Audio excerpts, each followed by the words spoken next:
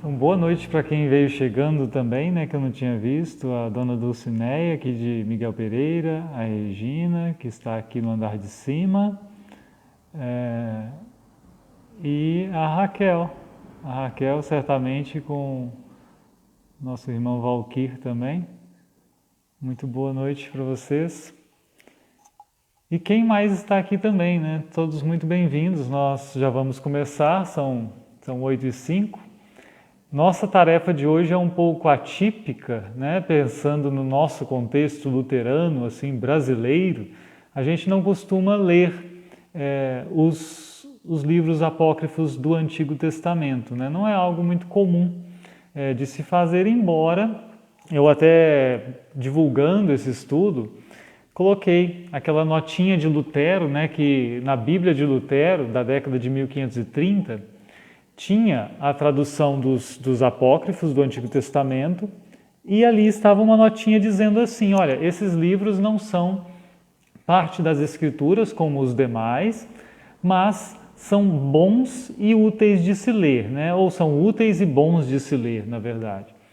E a reflexão simplesmente é, né? Bom, se eles são bons e úteis de se ler, vamos ler, né? Vamos tomar um tempo para ler e tentar descobrir algo de bom e útil nesses livros aqui.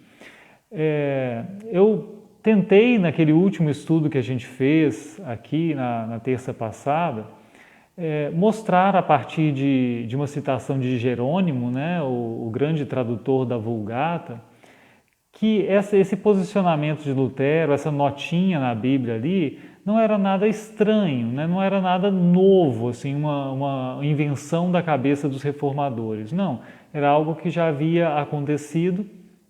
Talvez convenha dizer, né, além de ter acontecido num passado longínquo, já, né, de mais de 10 séculos antes de Lutero, com Jerônimo, recentemente, pensando ali no tempo de Lutero, havia também essas observações sobre o cânone do Antigo Testamento, né? Não é algo assim que Lutero foi buscar em Jerônimo também, não.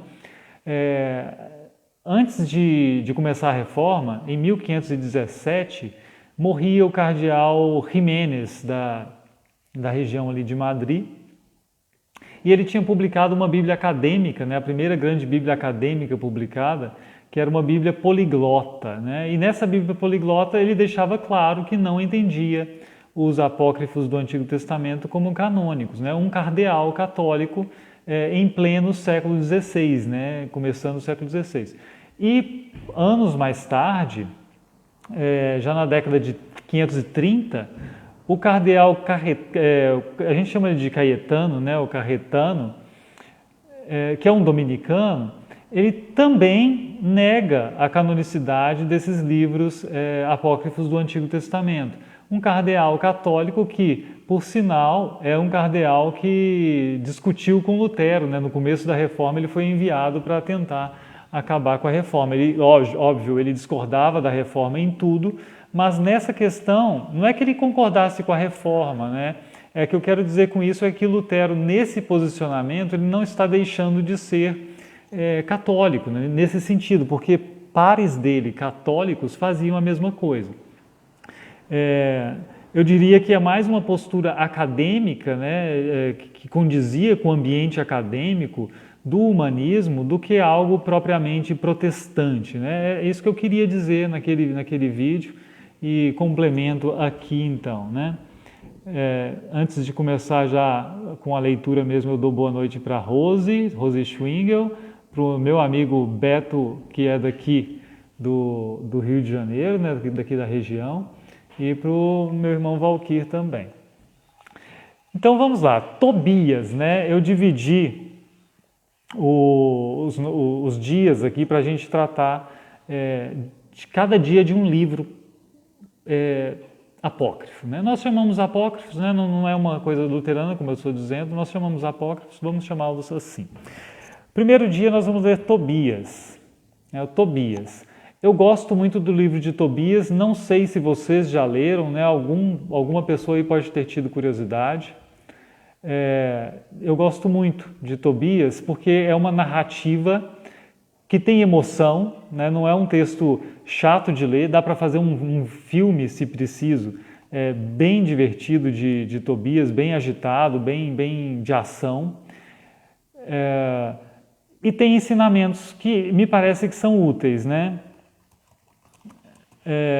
Deixa eu só... Isso. Então, o que eu quero dizer? Vamos lá, vamos para Tobias. Se alguém já leu, por favor, alguém que é luterano aqui e leu Tobias, ou ninguém leu Tobias? Acho que pouca gente deve ter se aventurado, né? Vale a pena, eu já vou fazer a propaganda dizendo que vale a pena. Então, como eu estava dizendo, né, é um texto narrativo, é uma história contada, que tem a Boa Noite Valdete, Mário Geraldo e Ciele também, né? Boa noite, que chegam aqui. É um texto narrativo, não é longo, é um texto relativamente curto, que envolve devoção, né? Tem uma figura, o primeiro personagem apareceu, o Tobit, né? Não é o Tobias ainda, é o Tobit, que é pai do Tobias.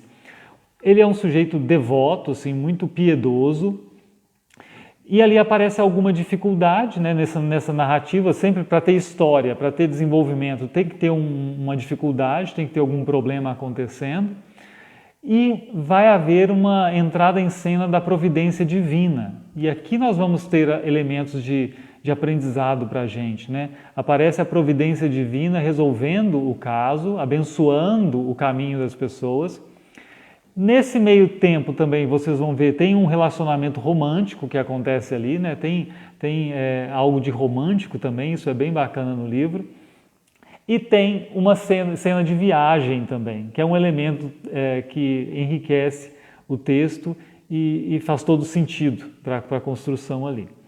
Lembra um pouco, para quem conhece, né, o jeito de contar, o que são os romances gregos antigos. Com uma diferença, né? Nos romances gregos antigos, geralmente tem um problema maior a ser vencido, até pelo casal para conseguir ficar junto. E aqui em Tobias, até porque tem essa ação da providência divina, o curso dos acontecimentos é mais tranquilo. Tem um problema, tem algo a ser enfrentado, mas a forma como as coisas vão se resolvendo é mais tranquila, né? Não tem tanto problema assim, tanta dificuldade. Por quê? Vocês vão ver por quê em seguida, né? Não é porque os humanos são muito espertos, essa é a grande questão. Então, eu vou tentar resumir minimamente assim, o que a gente tem no livro e vou parar para ler trechos bem específicos assim, que eu acho que podem ajudar a gente a aproveitar algo de bom e útil, como diz o Lutero, né?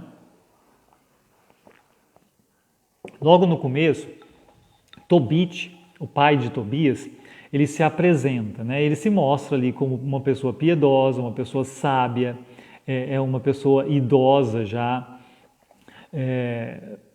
com feitos muito nobres, e ele é um observador rigoroso da Torá. Ele cuida de cumprir a lei, né? Ele tenta fazer isso como deveria mesmo fazer, né? A gente às vezes, mas é um legalista. Não, Deus mandou ele cumprir a lei, ele tem que tentar fazer isso mesmo, ele tem que tentar cumprir, ele está lá fazendo isso, né? Ele é levado para o exílio, um exílio em Nínive, na verdade, né? Na Assíria, e ele vive bem ali, ele tem negócios, ele faz negócios, né? E consegue viver uma vida boa. Algo que ele enfatiza muito, que vai ser parte do tema do livro, é que ele dá esmolas, ele ajuda pessoas necessitadas e isso para ele é muito importante, né? Ele tem todo um discurso sobre as esmolas, né? Mas aí ele vive uma reviravolta negativa, né? Que acontece, a gente pode lembrar de vários momentos, livros da Bíblia, a gente tem essa coisa da reviravolta negativa, alguém que está bem e que de repente passa por um problema, né? Aqui nesse caso, ele vivia bem, ele tinha a confiança do governante, ele trabalhava para o governante, aí vocês se lembram de de José, né? Vocês se lembram de Daniel, vocês lembram que não é um tema assim alheio às Escrituras isso, né? Ele trabalhava para o governante que não é do povo de Deus e ia bem. Mas aí vem uma reviravolta negativa, muda-se o governante, nós conhecemos essa história também. E há uma perseguição contra os israelitas, muitos israelitas morrem, e o Tobit, ele, por ser piedoso, ele resolve sepultar os israelitas. E aí dizem que ele não pode fazer isso, e ele insiste em fazer, ele é punido por isso e perde todos os seus bens, né? Aí começa um problema para a gente tentar resolver, e a narrativa vai mostrar a resolução desse drama de um homem piedoso, de um homem que dá esmola, que faz suas orações e que de repente se vê numa situação muito difícil, né? Eu leio para vocês aqui só Tobias 2, 3 até o 8, bem rapidinho, só como ele, o que ele conta para a gente de muito importante, né? Olha só, ele recebeu o direito de voltar para sua terra, para Nínive, e fez um almoço lá. Tinha um almoço muito bom, fizeram um banquete para ele, e aí ele pede o Tobias, o filho, para procurar um pobre para ir comer com eles. Ele é uma pessoa generosa, ele queria assim, alguém que não tem comida aí fora, não tem isso que nós temos, para compartilhar com a gente. E aí saiu Tobias à procura de algum pobre dentre nossos irmãos, e quando regressou disse, meu pai, respondi, e então filho, continuou Tobias, e aí o Tobias vai falar, pai, há um homem do nosso povo que acaba de ser assassinado, foi estrangulado e depois lançado na praça do mercado e está lá ainda. Levantei-me imediatamente, agora o Tobit contando, né? Levantei-me, deixei meu prato intacto e fui lá tirar o homem da praça. Ele coloca esse homem num quarto, guarda o corpo do homem para depois sepultar esse homem. Quando ele sepulta esse homem, os vizinhos, antes tem uma coisa muito importante de dizer, né? Ele fez isso. Ele vai e se banha, isso que é muito importante, é um detalhe, né? Tornei a entrar depois de pegar o corpo, lavei-me e tomei a refeição com tristeza. A questão é por que ele se lavou? Né? Por que ele se lavou? Porque ele está impuro, ele tocou um morto, né? E a lei diz que quem toca um morto está impuro, então por isso ele se banha primeiro, para depois poder tocar o curso da vida dele, que era comer, né? Fazer a refeição dele. E ele tomou a refeição dele com muita tristeza, lembrando-se das palavras do profeta Amós. E aí tem uma citação de Amós, que diz assim, vossas festas se converterão em luto e todos os vossos cânticos em lamentações.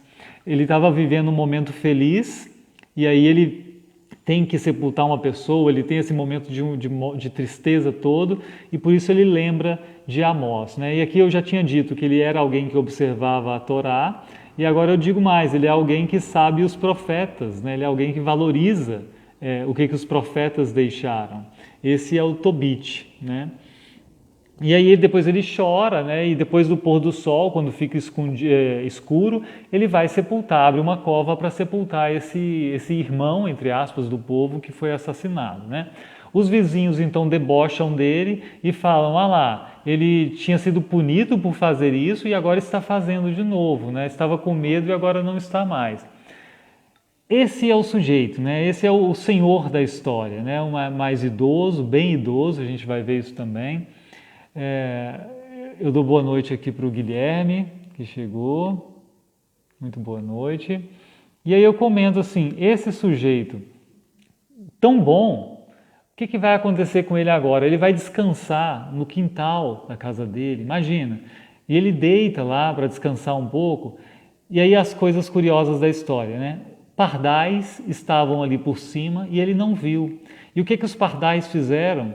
Os pardais fizeram cocô, é isso mesmo, os pardais fizeram cocô nos olhos do Tobit, né, do Tobit. E o Tobit ficou, por causa disso, com a visão comprometida. E com o tempo, ele chegou a ficar cego, completamente cego. E aí já temos assim, ele já tinha perdido os bens, tinha conseguido melhorar um pouco, agora ele ficou cego, né, ele já é um idoso, a situação não está nada boa, né? lembra um pouco, e aí vocês vão dizer se lembra ou não, de Jó, né? Dessa figura que é uma pessoa piedosa, é uma pessoa que se esforça, que tem uma vida tranquila até, e que fazendo bem, mesmo assim, depois tem uma reviravolta e se encontra numa situação muito sofrida, né? Boa noite, Fábio Pilger, né, de Foz do Iguaçu. Que bacana, Foz do Iguaçu, né? Não sei se conhece, mas o meu compadre Roberto Guelor agora é pastor em Foz do Iguaçu desde o começo do ano também. Mas muito bem-vindo. Então, o que eu quero ler para vocês agora? Tobias 3, de 5 a 6, só para mostrar uma oração, na verdade, uma prece de lamentação que Tobit faz, ainda é o pai, né? Ainda é Tobit. E eu acho que isso pode ajudar a gente a pensar a vida também, né? Eu já procurando algo útil e bom no livro de Tobit, eu acho que isso aqui pode ser algo em que a gente encontra algo útil e bom. Então lá no Tobias 5 e 6 é no meio de uma oração de lamento de Tobit por causa da sua situação. Ele diz assim: e agora, todas as tuas sentenças, dizendo para Deus, são verdadeiras, quando me tratas segundo minhas faltas e as de meus pais. Esse reconhecimento do pecado, né? Eu não vivo o sofrimento sendo um santo absoluto, né? Eu sou pecador e se for considerar os meus erros, eu vou ser punido mesmo. Pois não obedecemos as tuas ordens, nem caminhamos na verdade diante de ti, né? É um reconhecimento bem claro. E agora trata-me como te aprouver, digna-te retirar-me a vida, para que eu desapareça da face da terra e de novo me torne pó, pois para mim mais vale morrer que viver. Sofri ultraje sem motivo, imensa é a minha tristeza. Essa esperança de morrer, como se morrer fosse melhor do que viver, lembra Jó também, né? Lembra muito Jó. E não é coincidência também que a mulher de Tobit também nos lembra a mulher de Jó na forma como ela tem uma visão negativa diante do sofrimento do marido e uma certa crítica, né? A gente pode ler, eu marquei para ler para vocês Tobias 2,14. Tobit tem uma discussão com a mulher porque ele está cego, ele não entende uma coisa que está acontecendo lá, e aí ele responde, fala mal com a mulher dele de uma forma que ele não deveria, né? É interessante, o relacionamento conjugal também aqui é um tema, né? E não é muito bem conduzido muitas vezes, mas aí ele conta, né, que ele não tinha acreditado na mulher, e aí por isso ele diz para ela que tinha se envergonhado por causa dela. Então ela replicou, vendo a situação dele, né, cego agora depois de fazer tanto bem: onde estão as tuas esmolas? Onde estão as tuas boas obras? Todos sabem o que isso te acarretou. Né? Você fez boas coisas e olha a miséria em que você se encontra. Né? Lembra a mulher de Jó de alguma forma. Se vocês tiverem qualquer questão sobre o texto também, ou alguma coisa curiosa que vocês se lembram e eu não lembrei, por favor, podem dizer, né? Eu estou tentando ser breve, o texto não é longo, mas ele é muito rico em detalhes. Tá? Depois de apresentar Tobit, essa reviravolta negativa na vida dele e tudo mais, de repente ele faz essa oração e o texto vai apresentar outra pessoa, outro personagem em outro lugar, longe, que é Sara, né? Sara, que é uma jovem que vai ser apresentada ali de uma forma muito curiosa, né? Porque Sara é uma jovem da tribo de Israel também. E o problema de Sara é que ela não consegue ter um marido. Por que ela não consegue ter um marido? E aqui entram os elementos mais sobrenaturais da história, começam a aparecer, né? Ela já foi dada em casamento para 7 homens, mas quando eles entram no quarto dela para a noite de núpcias, eles são mortos por um demônio, né? Por um demônio mata esses homens.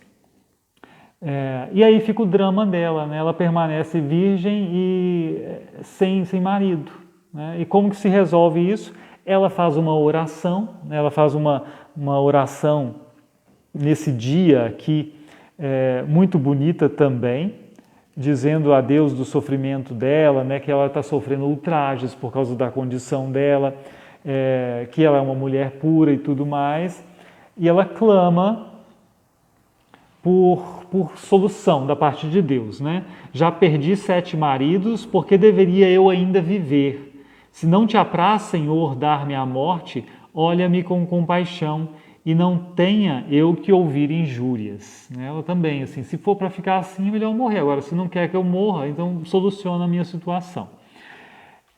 Isso é a oração, e a gente é informado de que lá no céu a oração foi ouvida, né? Rafael foi enviado então para solucionar o problema dos dois, tanto de Tobit quanto de Sara, que estão distantes, não se conhecem ainda, mas as histórias vão se entrecruzar daqui a pouco, né? Isso faz com que o texto seja muito emocionante também nessa estrutura de contar, né? Na estrutura narrativa. Começa com uma cena com Tobit e ele faz uma oração. Aí tem uma cena com Sara no outro lugar e ela faz uma oração. As orações vão para o mesmo lugar, obviamente, e um mesmo anjo, que é o Rafael, vai ser enviado para solucionar os problemas e as coisas vão se juntar, né? Os fios da narrativa vão se juntar e tecer a trama, que é a trama aqui do livro de Tobias, né? A apresentação de Tobias é no seguinte sentido, né? O Tobit, que é o pai que está cego agora, acha que ele está ficando muito idoso, ele vai morrer, ele chama o filho para tentar dar uma lição para ele, né? Ensinar coisas para ele. Isso é muito comum na tradição judaica, né? Pessoa morrendo, eu chamo os filhos, quando tem mais filhos, os filhos todos, aqui nesse caso é um filho único, para ensinar algo sobre a vida.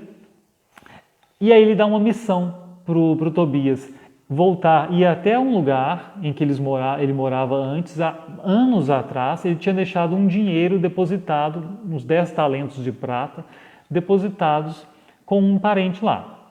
E agora Tobias viaja para lá para buscar esse dinheiro, porque se eu morrer você vai precisar, né? Eu não quero que você fique sem dinheiro, né? E aí que vai desenrolar a história. Antes de ver o que vai acontecer dessa viagem do Tobias, que o Tobias vai viajar então para esse lugar para recuperar o dinheiro, eu comento só brevemente sobre essa lição que o Tobit dá, né? Porque que ele fala pro filho dele, pro Tobias. Ele fala da importância das esmolas. Isso é interessante, né? Ele deu esmola, ele ajudou os mortos lá, sepultando as pessoas.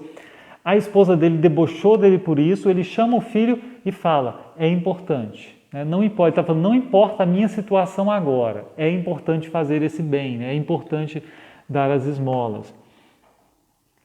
E tem um versículo aqui, que eu vou ler para vocês, e eu vou explicar por que eu leio esse versículo, né? O versículo Tobias 4:10. O Tobit diz assim, né? Pois a esmola livra da morte e impede que se caia nas trevas. Né? E mais do que isso, aparece em algumas versões dizendo que a esmola também livra do pecado, né? Algo que depois vai aparecer no capítulo seguinte. Esse versículo ele é citado contra a Confissão de Augsburgo pelos católicos lá em 1530 para dizer que a justificação não é pela fé, porque aqui em Tobias está dizendo que a esmola livra da morte e traz a solução do pecado. Isso aqui é uma parte mais luterana da conversa, né?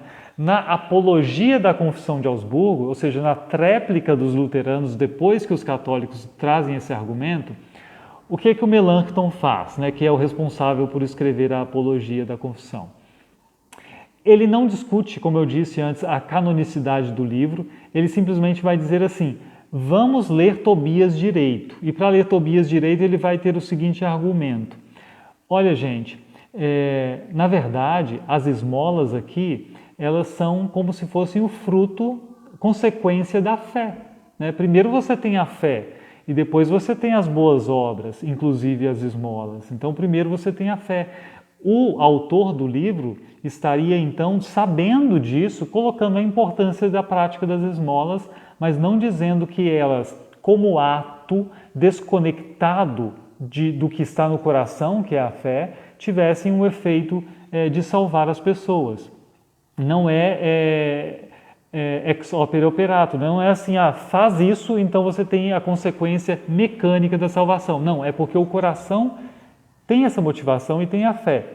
E para argumentar isso, Melanchthon cita Tobias 4:5, que vem um pouco antes, né? Quando Tobit diz assim: meu filho, lembra-te do Senhor todos os dias. Ele fala, tá vendo? Primeiro ele se lembra do Senhor todos os dias. Isso é uma pessoa de fé, não é uma pessoa só de obras, né? A fé, ela é um pressuposto aqui. E ele ainda cita também, o Melanchthon, né? O Tobias 4:19, que diz assim: bendize ao Senhor em toda circunstância, pede-lhe que lhe dirija teus caminhos. Então, olha só, o reconhecimento de que tudo parte de Deus, né? Primeiro ele lembra do Senhor todo dia e agora ele bendiz o Senhor todos os dias, reconhecendo, pedindo que o Senhor conduza o seu caminho. Essa dependência para Melanchthon aqui é importante para dizer, a fé continua sendo fundamental também para o livro de Tobias, né? Isso é o argumento da Apologia da Confissão de Augsburgo, né? O texto que eu lembro de citar Tobias aqui nas Confissões Luteranas, que eu me lembro assim, de ter lido, foi esse, né? Agora, é bonita também a conclusão da lição de Tobit para o seu filho Tobias. Eu acho que é útil para a gente pensar a vida também, é algo de sabedoria. Diz assim ele: não te preocupes, filho, se ficamos pobres. Tens uma grande riqueza se temes a Deus, se evitas toda espécie de pecado e se fazes o que agrada ao Senhor teu Deus. Né? Essa coisa dos valores. Né? Ele vai buscar o dinheiro lá que ficou depositado há muitos anos, mas se não conseguir, não te preocupes, meu filho. Nós temos uma riqueza maior do que qualquer quantidade de prata ou de ouro. Né? Essa riqueza maior está no nosso relacionamento com Deus. Isso eu acho muito bonito e muito bom da gente aprender também com o livro de Tobias. Né? E agora vem para a viagem. Né? Agora o Tobias vai sair para a viagem e acontece algo muito interessante aqui. Porque o Rafael, que é o anjo, né? Primeiro, o Tobit diz assim: Tobias, você é jovem, né? Jovem não sai viajando sozinho porque não sabe da vida ainda. Precisa de alguém para acompanhar, uma pessoa para acompanhar e para te ajudar a chegar no lugar onde que é para buscar o dinheiro depositado há muitos anos. Procura um companheiro de viagem e a gente paga esse sujeito. Você vai contratar alguém para viajar com você, porque você é jovem, tem que aprender da vida ainda. Isso acontece, e é muito interessante, que isso acontece em textos literários antigos também.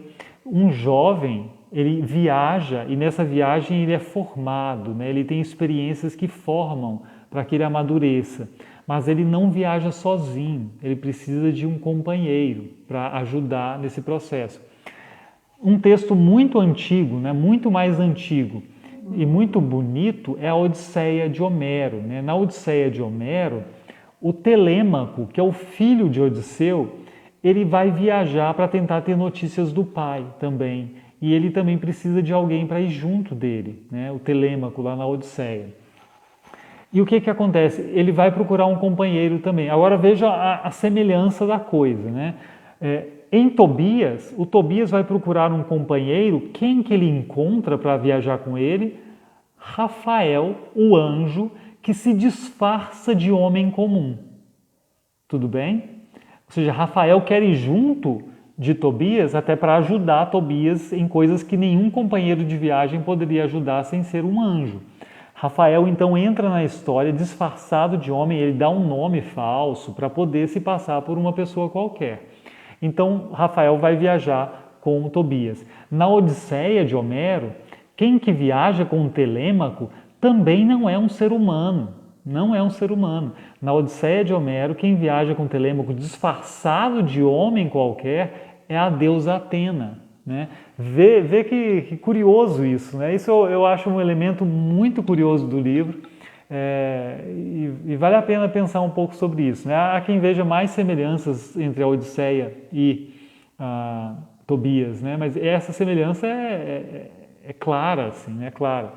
Um jovem viajando precisa de companhia, quem faz a companhia é um ser sobrenatural, né, nos dois casos, para ajudar. Também lá Atena quer ajudar o Telêmaco na Odisseia, né, e aqui Rafael vai ajudar Tobias de uma forma muito clara. Mas aí ele vai viajar e coisas vão acontecer, né?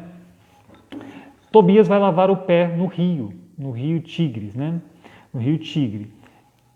E quando ele vai lavar o pé, ele vai entrar lá, um peixe tenta comer o pé do Tobias. Um peixe tenta comer o pé do Tobias. Tem gente que lembra de Jonas aqui, né? Mas parece que o peixe não era tão grande para conseguir abocanhar o Tobias inteiro, né? E aí Tobias, então, tira o pé e o peixe da água, né? E Rafael, que é o anjo que está disfarçado ali, ele diz para Tobias assim, olha, não joga fora o peixe, né? Vamos tirar do peixe o fel, o coração e o fígado. Então vamos tirar do peixe o fel, o coração e o fígado porque eles vão ser úteis. E aí eles comem o resto do peixe, né? Eles comem o peixe, mas o fel, o coração e o fígado eles guardam, né? O Tobias guarda consigo. Tem coisas interessantes aqui nesse meio tempo, porque aí o Rafael, que é o anjo, ele vai começar agora a resolver as coisas muito rápido.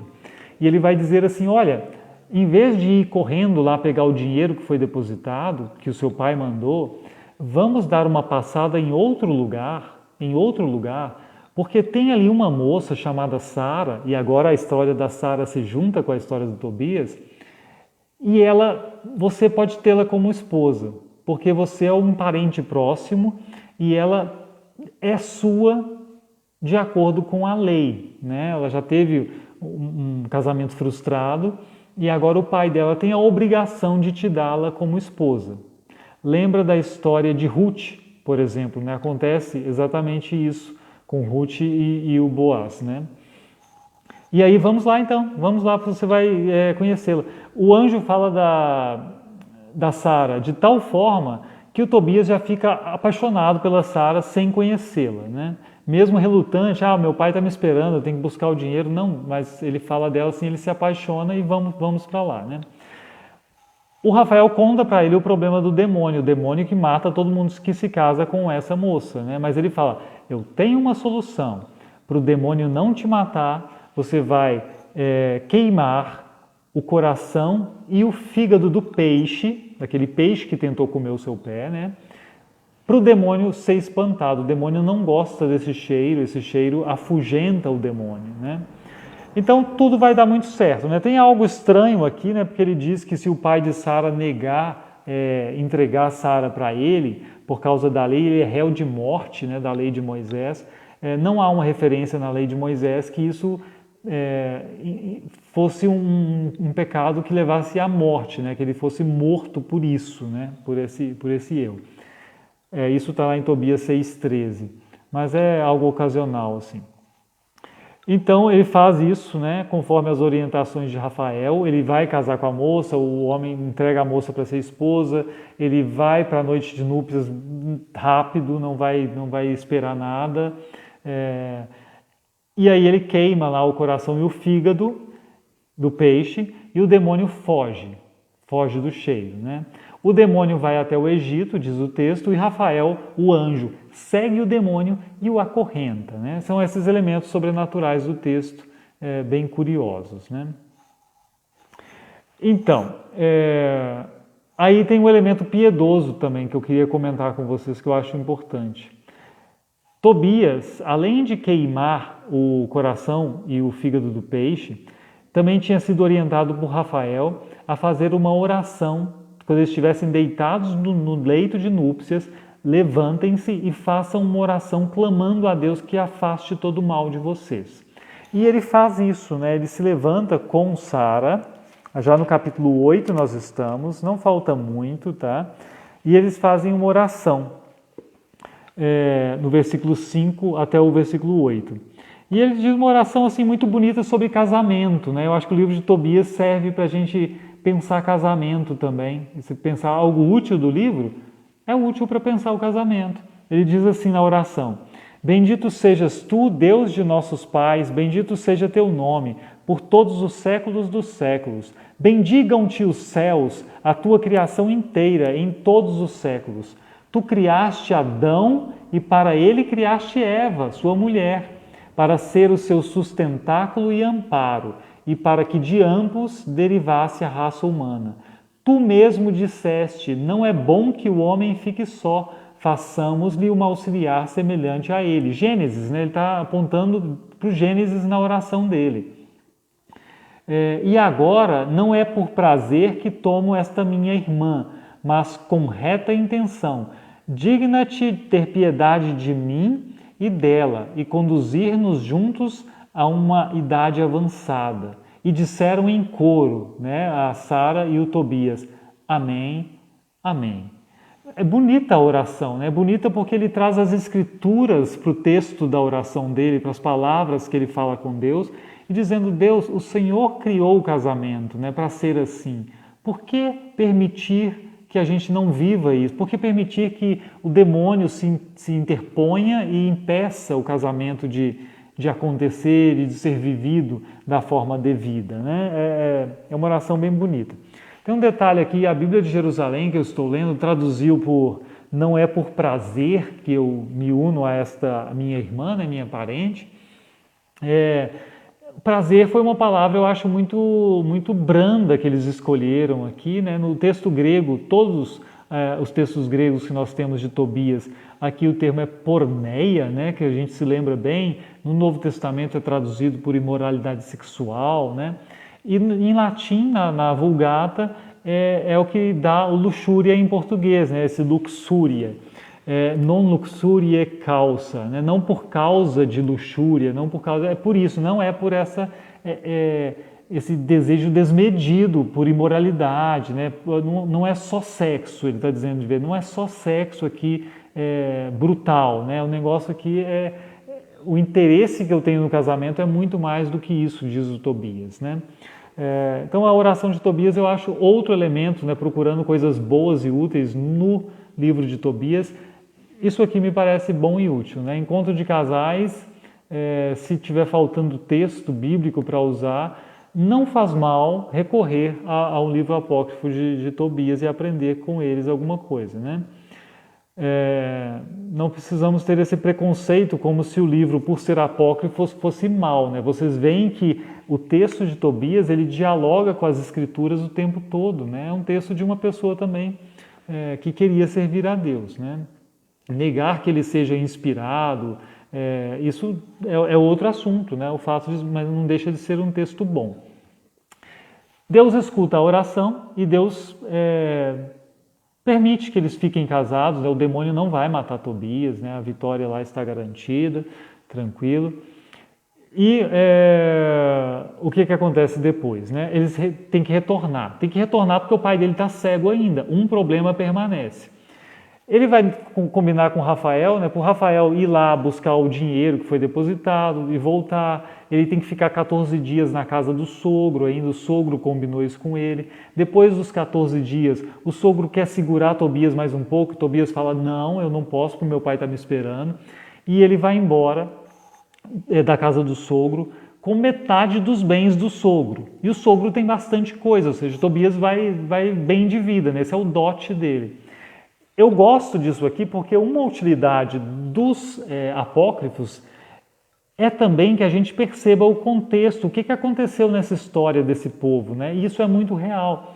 A gente às vezes imagina o povo no exílio sempre pobre, sem condições de vida, sem negócios. E não, o sogro de Tobias tem posses, ele tem gado, ele tem muita coisa, por isso ele pode dar metade dos bens para Tobias. Isso é muito real, de acordo com o que a gente tem de vestígios arqueológicos, inclusive. O povo de Israel levado para o exílio, pelo menos o exílio babilônico, ele fez uma vida razoável ali, né? Fez negócios, ganhou dinheiro, alguns nem quiseram voltar quando foi possível, né? Eu faço um parêntese aqui antes de dar prosseguimento na história, só para comentar mais um detalhe curioso do livro, né? A gente não sabe exatamente o contexto qual é, ele coloca esse exílio da Assíria, né, realizado pelo rei da Assíria, Senaqueribe aparece, mas a gente não tem assim um contexto muito preciso porque tem algo um pouco imaginário aqui. Por exemplo, o personagem principal, o pai da história, o Tobit, né, ele fica vivo durante muito tempo, mas muito tempo mesmo. Ele fala que quando jovem, é muito interessante, né? Ele fala que quando jovem, ele viu o reino do sul e do norte serem divididos, a divisão dos reinos lá depois de Salomão ali, né? Ele viu a divisão dos reinos. Isso acontece em 931 a.C. E depois ele vai falar para a gente que ele estava vivo ainda e ele foi levado para o exílio, né? Algo que acontece no ano 734 a.C.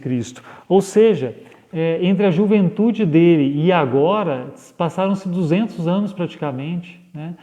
É porque o autor não se preocupa com esses detalhes cronológicos, nem geográficos também, né? A história que é importante, nessa precisão ali não é importante não. Então não é uma preocupação tentar convencer-nos de historicidade, né? Não é uma preocupação do livro isso aqui. Eu acho que eu tinha pensado em falar isso depois, na verdade, né? Mas tudo bem. Então eles voltam, o fel do peixe, aquele mesmo peixe que mordeu o pé do Tobias vai ser usado para passar nos olhos do Tobit e ele vai voltar a ver, ele vai ser curado, né?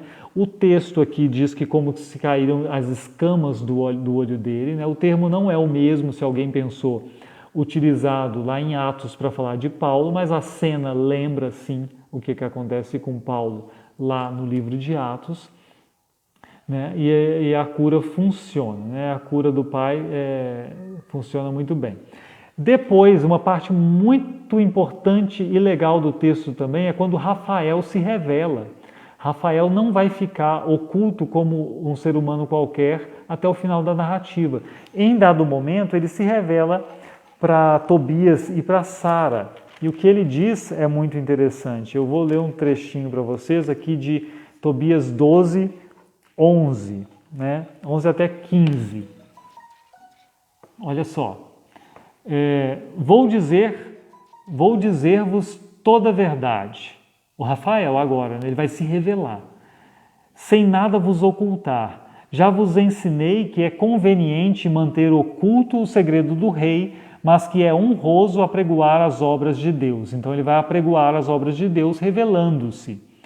Quando tu e Sara fazieis oração, era eu quem apresentava vossas súplicas diante da glória do Senhor e as lia, né? Essa ideia de que o anjo leva a oração em texto, né? E lê a oração lá. Eu fazia o mesmo quando enterravas os mortos, falando para Tobit, né, na verdade. Quando não hesitaste em te levantares da mesa, deixando a refeição para ir e sepultar um morto. Eu contei isso no começo, né? Fui enviado para provar a tua fé.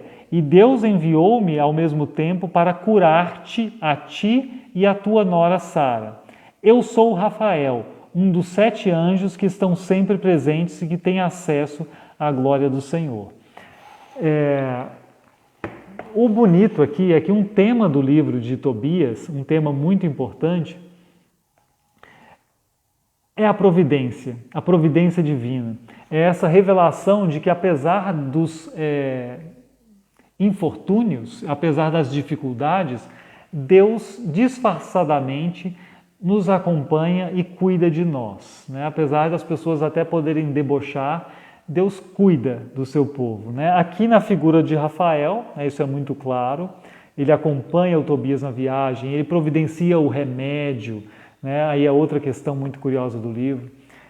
E dá tudo certo porque ele está lá, né? E ele vai dizer, eu estou aqui, eu não anotei esse versículo qual é, mas ele diz em certo momento assim, eu fiz isso tudo não porque eu quis, mas porque era a vontade de Deus, para marcar a importância da providência divina na resolução do problema dessa família, né? Dessas duas famílias, na verdade. É claro que a gente não fica imaginando que alguém é anjo disfarçado, né? Chegando à nossa porta, nos ajudando em algumas situações, mas a gente pode crer sim que pessoas de carne e osso, né? Pessoas de carne e osso nos ajudam, né? Nos ajudam e são verdadeiros anjos de Deus muitas vezes, pessoas que são anjos também, né? São mensageiros de Deus para ajudar umas às outras, né? Aqui tem mais a continuação da fala do Rafael, que eu queria comentar uma coisa e não comentei. Ficaram ambos, né, Tobit e a Sara lá, cheios de espanto e caíram com a face em terra, com grande temor, algo que acontece na Bíblia várias vezes, né? Uma figura sobrenatural aparece, um anjo, e a gente vai para o chão, não tem jeito. Mas ele, o Rafael, lhes disse: não tenhais medo, a paz seja convosco. Lembra Jesus quando chega e diz: a paz seja convosco, né? Bendizei a Deus para sempre. Se estive convosco, não foi por pura benevolência minha para convosco, mas por vontade de Deus. A Ele, a Deus, deveis bendizer todos os dias. A Ele deveis cantar. Isso aqui é um ensinamento muito útil para a gente, né? Até para isso. Olha, não é para ficar falando com anjo, não é para louvar a anjo, não é para louvar os intermediários, né? Louva e canta a Deus mesmo, é Ele o responsável por isso, né? Aqui tem uma coisa muito curiosa que Rafael fala assim: pareceu-vos que eu comia, mas foi só aparência. Por quê, né? Porque ele é espiritual, ele está dizendo: eu não comi, né? Enquanto eu convivi com vocês, vocês achavam que eu estava comendo, eu estava fingindo que estava comendo, né? Isso é muito curioso, né? Porque lembra Jesus no Evangelho de Lucas fazendo questão de comer diante dos discípulos para eles terem certeza de que ele é ressuscitado de carne e osso, né? Aqui é o contrário, né? Ele agora conta que ele só pareceu comer, mas não comeu, para dizer: eu sou anjo mesmo, não sou gente mesmo não. Então,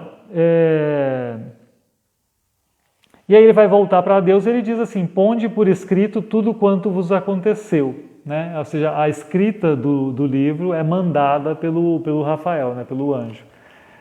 E por fim, eu só vou comentar aqui que tem uma oração final do Tobit, né? Depois de tudo resolvido.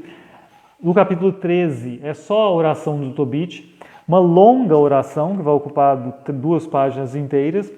Obviamente eu não vou ler, mas que está muito ancorado na tradição profética. Ele fala da necessidade de arrependimento, ele fala dos infortúnios do povo indo para o exílio como consequência dos pecados do povo, um tema muito comum nos profetas.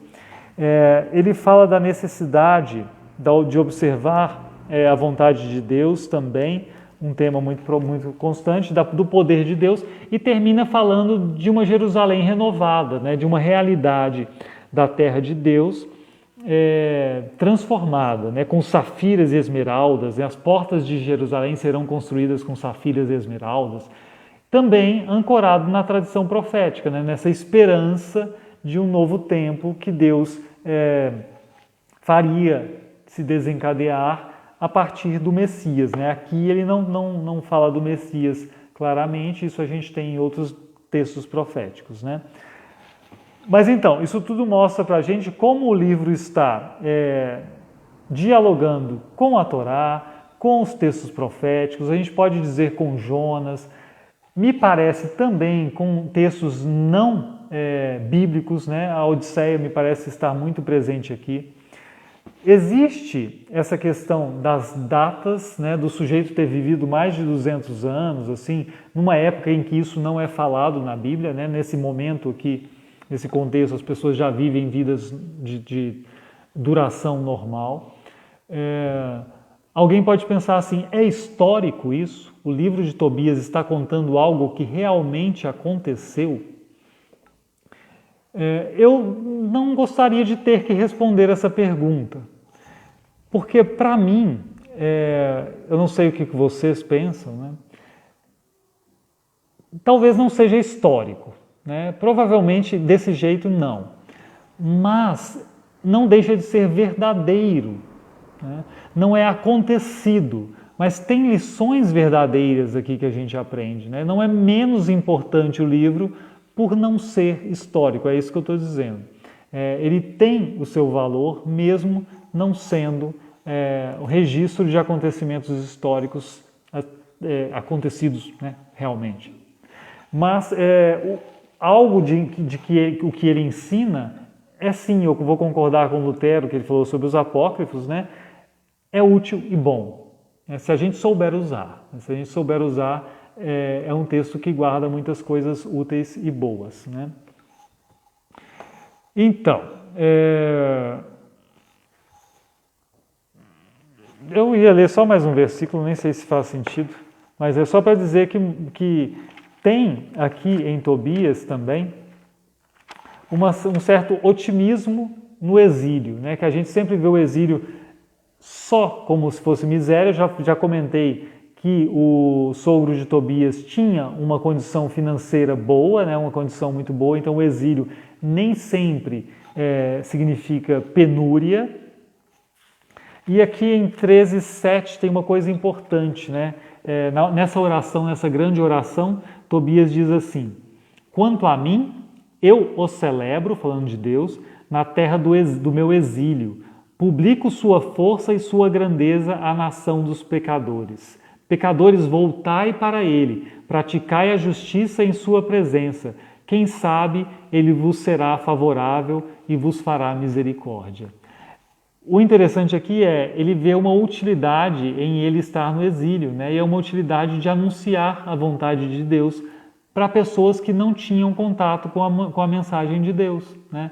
Ele vê nessa situação que a gente sempre vê como negativa, uma oportunidade, né? Isso é bonito também aqui no livro de Tobias.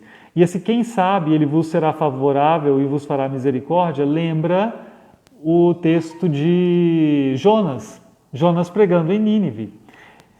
Não coincidentemente, o livro de Tobias termina com a informação de que Tobias, o filho de Tobit, viveu até ver a queda de Nínive, né? Até ver o desfecho da história de Nínive. Então Jonas também é um texto importante para Tobias, não é? Que conversa longa, né? Boa noite, dona Oldina Mitman e Joelma Silva, né? Ambas minhas amigas lá de São Leopoldo. Que bom poder saber que estão por aqui. Então, eu não sei se essa falação toda sobre Tobias foi acompanhável, né? Eu espero que vocês tenham conseguido acompanhar assim. Realmente eu sugiro assim, se vocês tiverem oportunidade, tempo, né? Assim, é bom ler. Conversar com alguém, né? Toda leitura é bom você ir conversar com alguém. Faz muito bem. E aproveitar o que é bom, né? Eu realmente o meu posicionamento, né? Como pastor luterano, certamente, né? Eu não vejo esse livro como inspirado, mas eu o vejo como útil, sim, né? E espero que a gente possa lê-lo sem problema, né? Aproveitar, como diz aqui o Guilherme, né? Aproveitar os ensinamentos, a gente pode fazer isso, sim. E na semana que vem não vai ser dessa série, né, de leitura de apócrifos, porque eu vou fazer um estudo aqui na comunidade, presencialmente, sobre questões da Bíblia, né, de interpretação, de como que a Bíblia chegou a nós, ainda aprofundando um pouco esse assunto. Aí na outra terça ainda, daqui a 14 dias, aí nós continuamos lendo apócrifos, Judite, nós vamos ler o livro de Judite, né? Meu plano é, terça sim, terça não, vamos ler, comentar apócrifo por apócrifo, né? São 7 mais os acréscimos de Esther e Daniel. Eu gostaria que a gente fizesse isso para conhecer. E aí, se alguém perguntar assim, mas você conhece os apócrifos? A gente vai conhecer um pouco mais do que geralmente os luteranos conhecem, né? Acho que enriquece a gente e faz muito sentido, né? Mas muito obrigado pela presença de vocês, tá? Se vocês não concordaram tanto com a ideia, assim, mas foram muito gentis de estarem aqui e de aprenderem certamente um pouco. Lendo a gente sempre aprende, né? Conversando a gente sempre aprende, é muito bom para mim, imagino que para vocês também seja bom aprender. É isso, meus queridos, vamos fazer uma oração, né? Se tiver pedido, vocês podem escrever aqui, né? E se eu não vir o pedido a tempo, mas estará esse pedido nas minhas orações de amanhã, né? Certamente. De amanhã pela manhã. Eu gostaria de orar pela igreja, né? Para que Deus, nós precisamos como igreja sempre orar, para que Deus nos dê sabedoria, nos dê orientação, nos dê isso que a gente precisa ter, né? Lembrando de conversas que eu tive hoje com outros pastores, essa disposição para viver o arrependimento mesmo, né? Como pessoas da igreja, se a gente tem práticas que a gente fez alguma coisa errada, se a gente não fez o melhor possível em algum contexto, a gente precisa pedir a Deus que nos ajude a olhar para os nossos erros e reconhecer, né? Fazer o que o Tobit fez aqui, né? Eu pequei, nisso eu errei, me ajuda a fazer melhor, Senhor, porque nós somos falhos, né? E confiemos na graça do Senhor. Aqui o Guilherme pede oração pelos tios da Janaína, né, que estão com Covid. Vamos orar sim. Vamos orar sim. E obrigado, Joelma, pelas palavras bondosas também, né? Eu também tenho saudade de vocês, certamente. Oramos então, né, pelos tios da Janaína, por tantas pessoas que sofrem atualmente, pela nossa igreja e tudo mais. Amado Senhor, nós te agradecemos por esta noite, pela oportunidade de conversarmos sobre coisas bonitas, sobre ensinamentos preciosos. Te agradecemos por termos esse tempo oportuno para fazer isso. Pedimos que o Senhor nos abençoe. Abençoe para que a gente possa sempre reconhecer quando erramos, que a gente possa se arrepender verdadeiramente, pedir perdão e tentar corrigir a nossa vida com o auxílio do Teu Santo Espírito. Que nós não tentemos colocar nossa sujeira para debaixo do tapete, mas que confiemos na Tua graça, no Teu perdão, que nos vem de Cristo, de graça mesmo. Muito obrigado, Senhor, por Teu imenso amor. Abençoa-nos para que sejamos pessoas sábias também em nossos relacionamentos, também nos nossos relacionamentos conjugais. Abençoa os casais que aqui acompanham o estudo e também aqueles aqui representados por um dos cônjuges. Que o Senhor realmente faça que os casamentos, os matrimônios sejam bem vividos, conforme a Tua vontade, conforme o Teu plano. O Senhor, quando criou homem e mulher, viu que era bom, que nós vivamos isso que é bom em nosso dia a dia, com Tua ajuda e com Teu ensino. Socorre as pessoas que sofrem por esses dias, casais muitas vezes também, e pessoas que sofrem por Covid, que estão internadas ou que estão em casa em aflição, sem saber como vai se desenvolver a doença no caso delas. Conforta os corações, dá tranquilidade e age para que também, especialmente oramos pelos tios da Janaína, tenham saúde restabelecida e fiquem bem. Nós sabemos que dependemos completamente de Ti para estarmos a salvo de todo mal, e clamamos que, conforme Tua vontade, faz aquilo que pedimos. Cura essas pessoas, liberta do mal. Oro também pela Dona Alba, que está internada aqui em Miguel Pereira, que estes dias precisou ser entubada. Sara, Senhor, e socorre, por Tua misericórdia, ouve essa nossa oração e essa nossa súplica. Em nome de Jesus, nós assim Te oramos, e nós Te agradecemos por Teu cuidado, por Tua providência para conosco. Amém. Muito bem, pessoal. Eu deixo vocês, então, na paz de Cristo, né? Obrigado, Raquel, também pela generosidade aqui, pela gentileza das palavras. E que Deus abençoe cada família realmente, né? A gente conversa mais, então, aqui na igreja, para quem é daqui, né, na semana que vem, para quem é de longe, e a gente se vê. Mas um grande prazer, um grande abraço e até a próxima.